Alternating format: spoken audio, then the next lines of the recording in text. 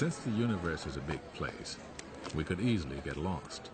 So we'll need signposts to give us a sense of scale. The acrobat's ring is 1 meter wide.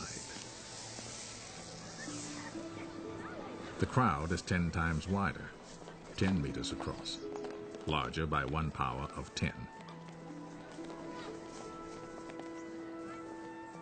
Now, with every step, every ring, we travel 10 times farther from Venice, and our view of the universe is 10 times wider. The 100-meter ring surrounds St. Mark's, and 1,000 meters, 1 kilometer, the city center. As our speed increases, 4 steps, 4 powers of 10, reveal all the islands of Venice, the Adriatic Sea, and the mainland of northern Italy.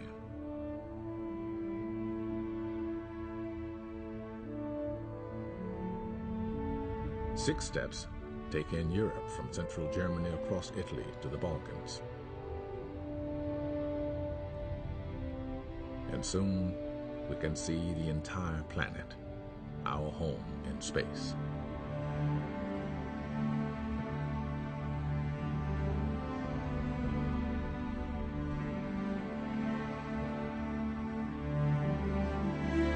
Eight steps on our outward journey, 8 powers of 10, and we pass the farthest reaches of human travel, the moon.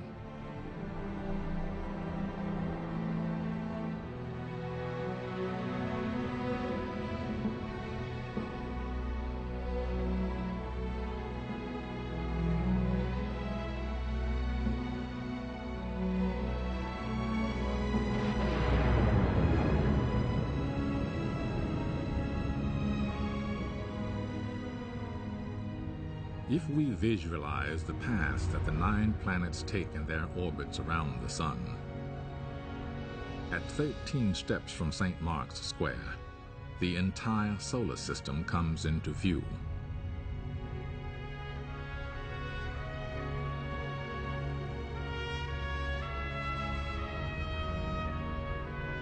And with 15 steps, 15 powers of 10, we can see that our sun is just another star.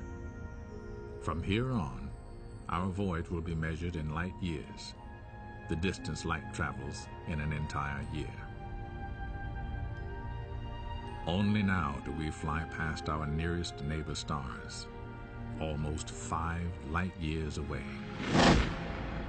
The same journey at the speed of today's spacecraft would last 100,000 years.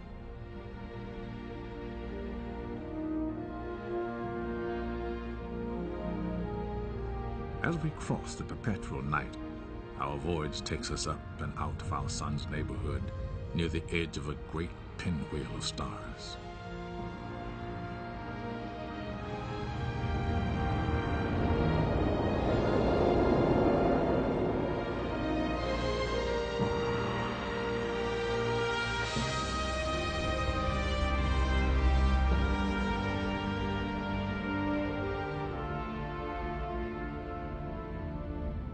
The Milky Way is actually a spiral galaxy, and our own sun is just one of 100 billion stars in it.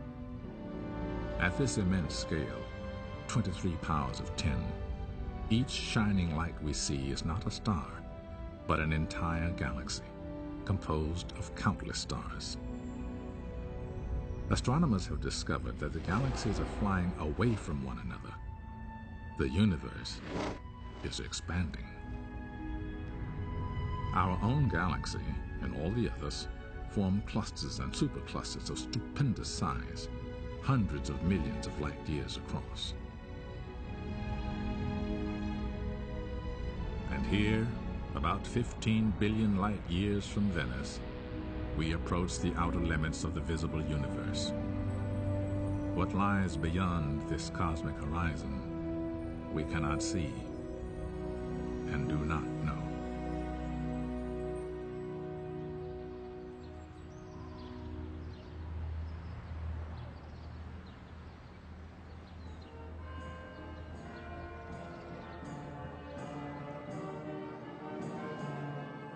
While Galileo's telescope allowed us to take an outward voyage, another innovation, here in the Dutch town of Delft, would lead us on an inward journey of discovery.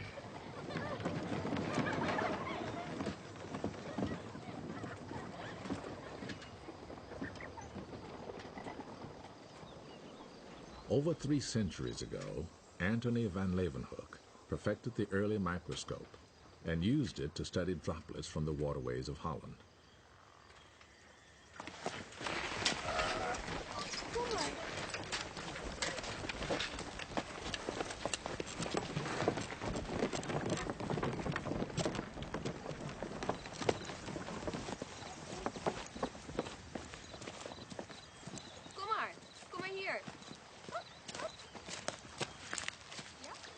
As students today make their own discoveries, imagine the moment when Van Leeuwenhoek peered through his more powerful instrument and discovered a living kingdom in a drop of water.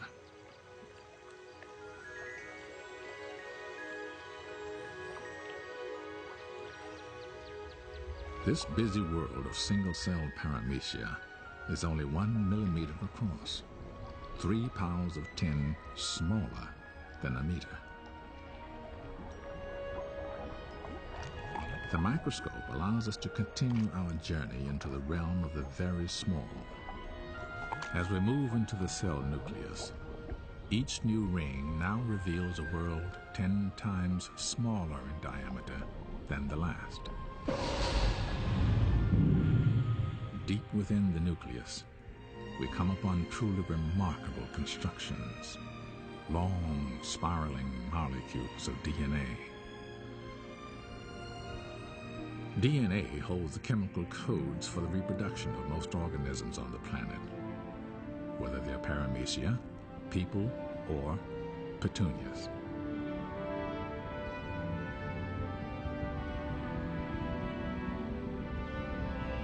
Voyaging on, we see that molecules are made of even smaller parts called atoms.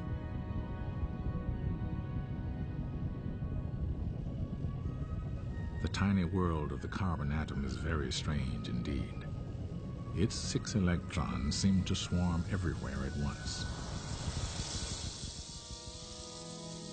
Now our voyage takes us through a void that appears as vast as the space between the stars. Ahead lies the atomic nucleus, so fantastically small that if the whole atom were the size of this theater, its nucleus would be like a speck of dust. Yet the nucleus contains almost all of the atom's mass, packed into particles called protons and neutrons. And these, in turn, are made of still smaller, mysterious things called quarks. Exploring this, the inner frontier of the universe, physicists wonder if quarks might contain even tinier building blocks of matter.